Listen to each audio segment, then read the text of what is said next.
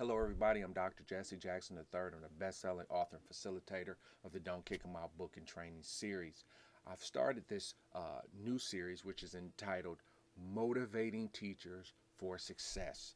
I'm so passionate about helping our teachers to become the best person they can be while teaching our students. Now, notice what I said, becoming the best person they can be while teaching our students. There are 7 primary reasons why we teach. It's 7 primary core reasons why teachers must understand why we have taken this path and what's going to come out of it. So I believe it's very important for all teachers to understand that we teach for specific reasons, we teach for specific outcomes, and we have to get reconnected to understand what those reasons are. If you are ready, let's get ready to roll. Number 1 is we teach to save lives. Many of our students are in dire straits when they get to us. Their family situations, the experiences they've had, the traumas in their life are overwhelming. The only settling force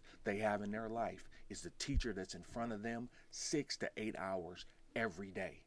That is a huge responsibility, and we would have to get reconnected to the fact that that is our reality as a teacher. We are literally the lifeline between a kid who's going the wrong path and the kid who's moving towards the right direction. The brutal facts are that a lot of the things that our kids should be getting at home, they're not getting. So now by default, the teacher is the only thing that could overpower a bad parental situation and a negative upbringing. That's a great and powerful responsibility. However, it is the reason we teach, and we have to embrace it. It will never, ever go away. Number 2 is to build dreams and empower destiny. The teacher is the dream builder. When you ask the kid, what do you want to do when you grow up? It's the teacher who hears the idea and says, yes, Bill Gates, you can do it. Yes, President Obama, you can become what? President. It's the teacher who says, yes, you can. Yes, that's a great idea. And here's the path. Here's the route. Here's what you got to do. Here's how you have to be. Here's what you need to study. This is what has to be done. And it's the teacher that is an empowerer to that destiny. Without a teacher, no one has a chance. Everyone who's successful had a teacher. Everyone that was a failure had a teacher as well. Which one are you? Number 3, teacher's job is to build healthy families. And the reality is that much of the things that they are encountering at home is giving a perspective of family. And then they are really pausing the teacher to see what the teacher's views are of family and a healthy family. A lot of people are putting together families that we know are not going to work. And it's things they're seeing that they need some perspective on. We understand healthy family, man, and it's not being redefined. It is just real straightforward. People need family, they need structure. They need parents that love them. They need stable homes. They don't need broken homes. We have a lot of our students that are being born and conceived in a broken family structure. The teacher is the one that gives guidance and awareness just to start understanding what that looks like. All of the future mothers and fathers are in your class. What are they learning? Number 4, to make taxpayers. This is why the education and the government are at odds right now. The bottom line is the teacher's job to make taxpayers. So if the teachers are not graduating kids, and so this is where standardized tests come in at. You have some states that won't let you pass without passing a standardized test. What are they saying? That makes you work ready. That means you're employable. The diploma in many states, no matter what you think and feel about it, is the bar for employment. So if you have a high dropout rate or a low graduation rate, that means, from a governmental perspective, that your teachers are not effective. Our job, very simply, is to replenish the workforce.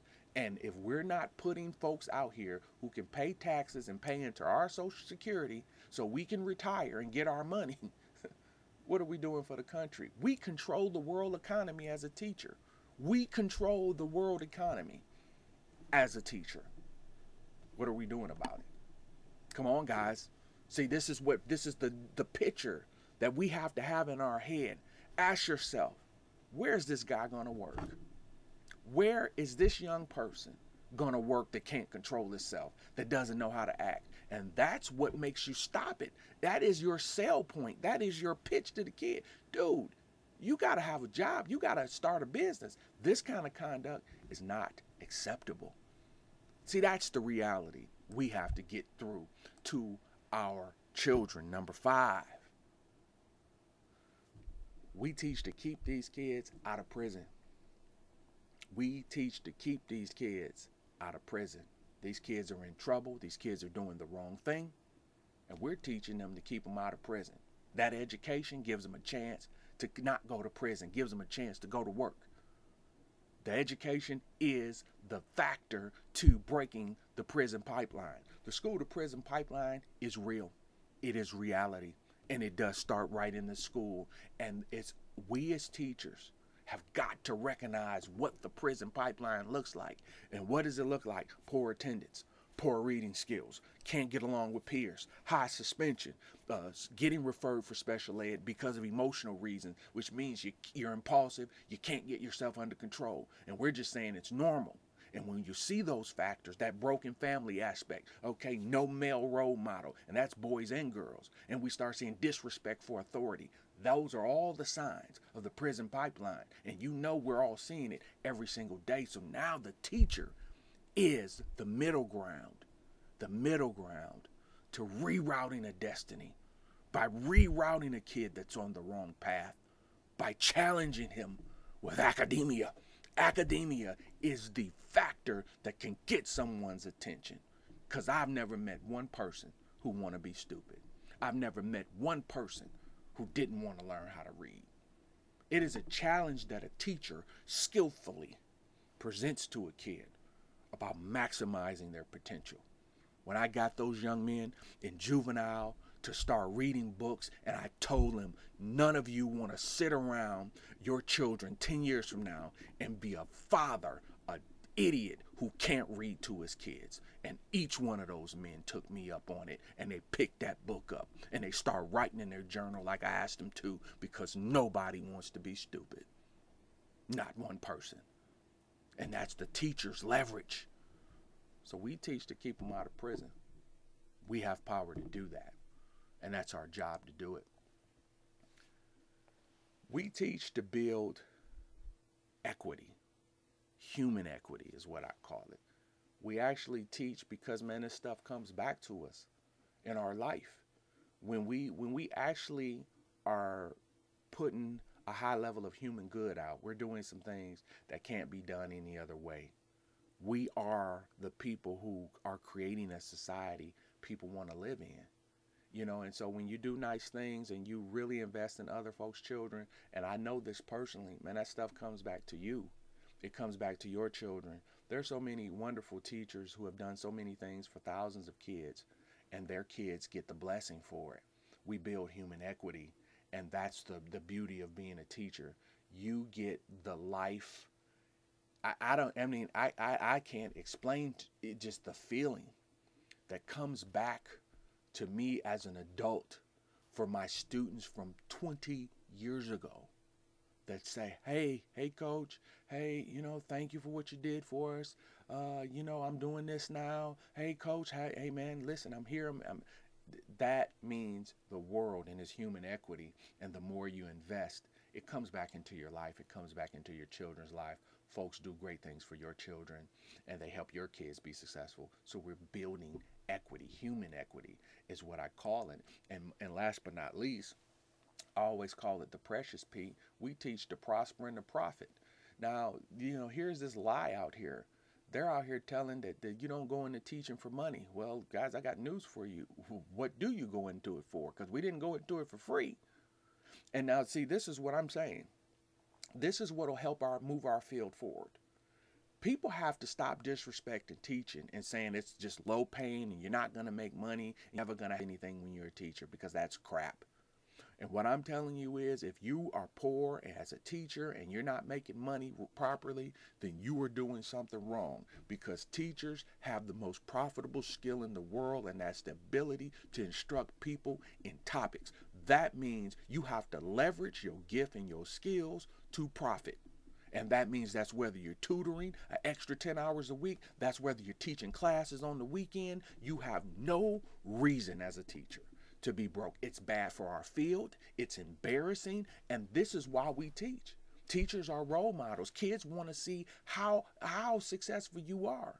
And you do need money. You just can't be cash strapped. You're not using your gifts and your mind and your ability to read, to learn how to open a business. Okay, we have the summers off. Do you realize that you can make a yearly salary over the summer using your skills and your gifts? Or you're gifted for no reason? Hello?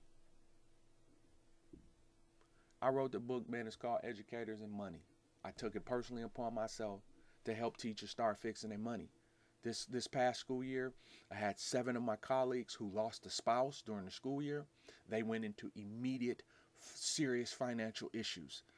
Some didn't have insurance policies properly in place. They went into excessive financial hardship. Guys, I cannot let that happen to my colleagues and my peers. We teachers should be economically successful, and it means some things we need to do to achieve that. Your job's going to pay you only so much, but are you using your skills, gift, and knowledge to be successful and to make, raise more capital and be more profitable? And I present to you, yes, you should.